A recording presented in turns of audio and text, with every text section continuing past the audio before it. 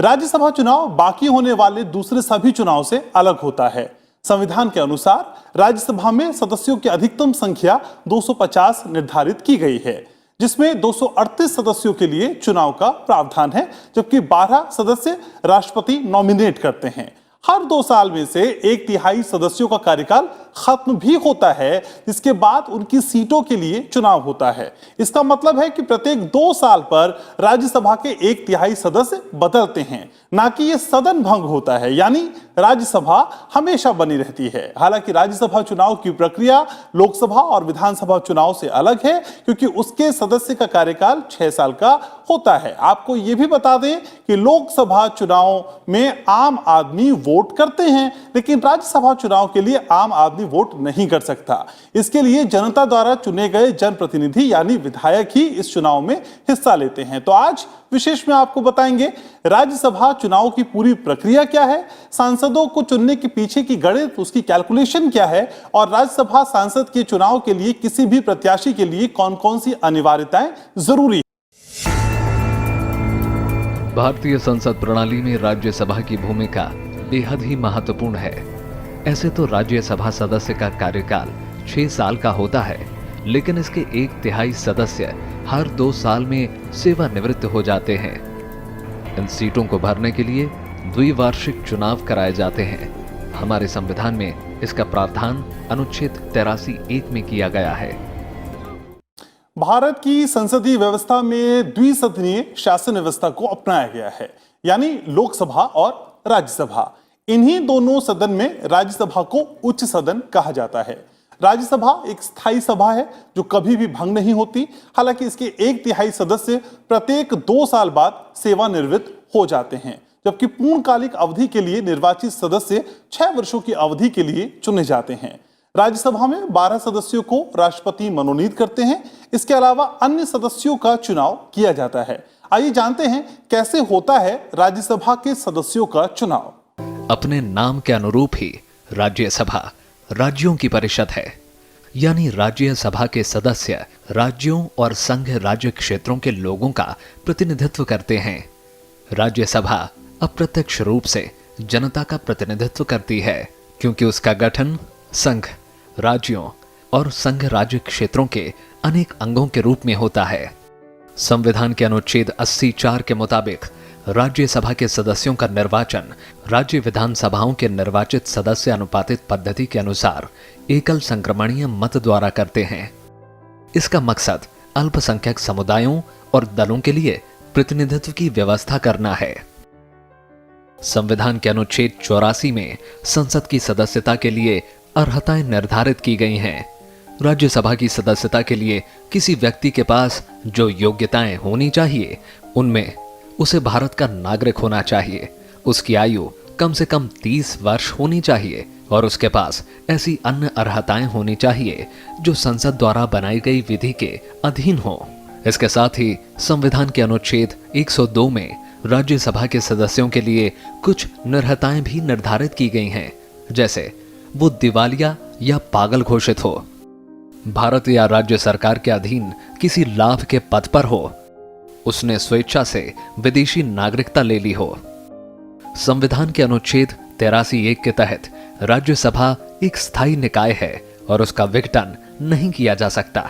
इसके सदस्यों का चुनाव 6 साल के लिए होता है, लेकिन 1/3 सदस्य प्रत्येक दूसरे साल की समाप्ति पर सेवानिवृत्त हो जाते हैं। संविधान की 4थी अनुसूची में राज्यसभा में राज्यों और संघ राज्य क्षेत्रों को स्थानों की आवंटन का प्रावधान है।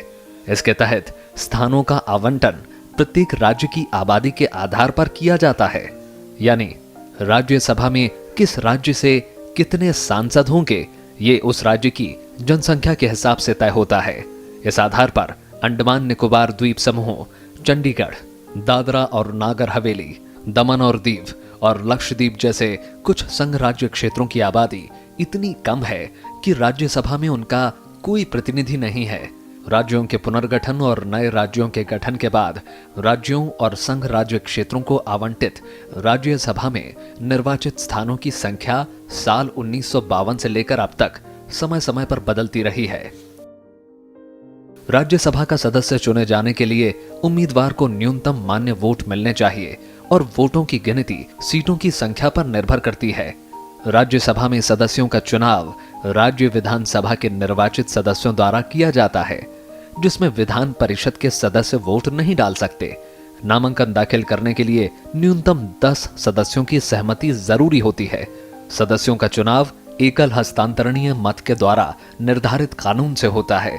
इसके अनुसार राज्य की कुल विधानसभा सीटों को राज्यसभा की सदस्य संख्या में 1 जोड़कर उसे विभाजित किया जाता है और फिर उसमें 1 जोड़ दिया जाता है।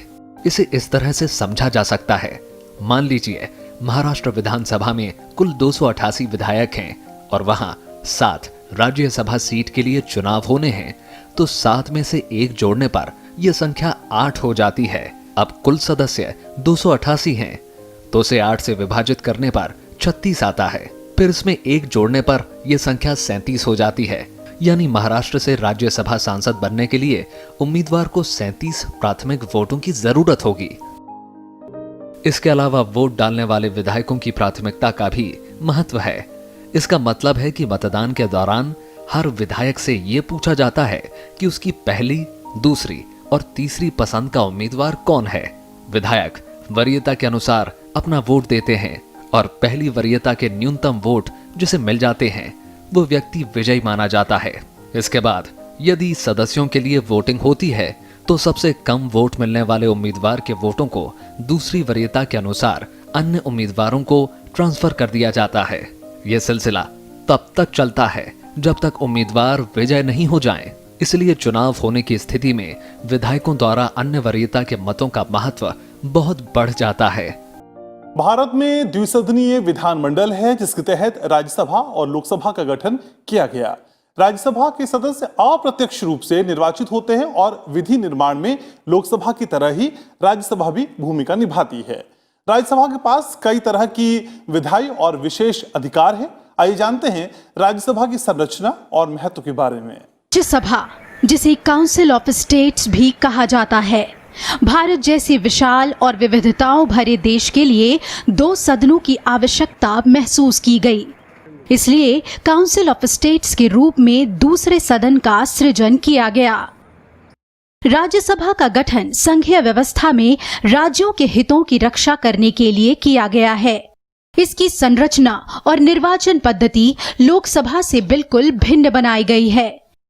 इसकी संरचना का आशय एक ऐसी सभा से था जिसका निर्वाचन राज्यों और संघ राज्य क्षेत्रों की विधानसभाओं के निर्वाचित सदस्यों द्वारा किया जाए। निर्वाचित सदस्यों के अलावा राष्ट्रपति द्वारा सभा के लिए 12 सदस्यों के नाम निर्देशन का भी उपबंध किया गया। इसकी सदस्यता के लिए न्यूनतम आयु 30 वर्ष तय की गई। राज्यसभा की संरचना और गठन की बात करें तो राज्यसभा का गठन 3 अप्रैल 1952 को हो गया था। वहीं राज्यसभा नाम की घोषणा 23 अगस्त 1954 को की गई थी। राज्यसभा के पहले सत्र की पहली बैठक 13 मई 1952 को हुई थी। संविधान के अनुच्छेद 80 में राज्यसभा के सदस्यों की अधिकतम संख्या 250 निर्धारित की गई है, जिनमें से 12 सदस्य राष्ट्रपति नामित करते हैं और 238 सदस्य राज्यों के और संघ राज्य क्षेत्रों के प्रतिनिधि होते हैं। राज्यसभा के सदस्यों की वर्तमान संख्या 245 है, जिनमें से 233 सदस्य राज्यों और संघ राज्य क्षेत्र दिल्ली और पुडुचेरी के प्रतिनिधि हैं और 12 राष्ट्रपति द्वारा नामित है, जो साहित्य, विज्ञान, कला और समाज सेवा जैसे विषयों के संबंध में विशेष ज्ञान या व्यवहारिक अनुभव रखते हैं। काउंसिल ऑफ स्टेट्स की गरिमा और प्रतिष्ठा को बनाए रखने के लिए भारत के उपराष्ट्रपति को राज्यसभा का पदेन सभापति बनाने का प्रावधान किया गया। भारत के उपराष्ट्रपति राज्यसभा के पदेन सभापति हैं। राज्यसभा अपने सदस्यों में से एक उपसभापति का भी चयन करती है। राज्यसभा में उपसभाध्यक्षों का भी एक पैनल होता है। राज्यसभा लोकसभा के सहयोगी और सहायक सदन के रूप में कार्य करती है। लोकसभा की तरह ही राज्यसभा को विधायी शक्तियां दी गई हैं। धन विधेयकों को छोड़कर सामान्य विधेयकों के संबंध में दोनों सदनों को समान अधिकार हैं। अनुच्छेद 108 के अनुसार लोकसभा और राज्यसभा में मतभेद की स्थिति में संयुक्त बैठक में विचार करने और बहुमत के आधार पर विधेयक पर फैसला लेने का प्रावधान किया गया है। हालांकि संविधान संशोधन विधेयक के संबंध में भी राज्यसभा को लोकसभा की तरह ही शक्तियां प्राप्त हैं और ऐसे विधेयक में संयुक्त बैठक की व्यवस्था नहीं है। वही धन विधेयक के मामले में राज्यसभा को लोकसभा से कम शक्तियां दी गई हैं। धन विधेयक लोकसभा में ही पेश हो सकता है और एक बार लोकसभा से पारित होने के बाद राज्यसभा को 14 दिन के अंदर धन विधेयक को लौटाना होगा। अगर राज्यसभा ऐसा नहीं करती है तब भी धन विधेयक को दोनों सदनों से पारित माना जाता है। धन विधेयक पर राज्यसभा के संशोधनों को मानने के लिए लोकसभा बाध्यकारी नहीं है। कार्यपालिका संबंधी शक्तियों में भी मंत्रिपरिषद लोकसभा के प्रति उत्तरदायी है।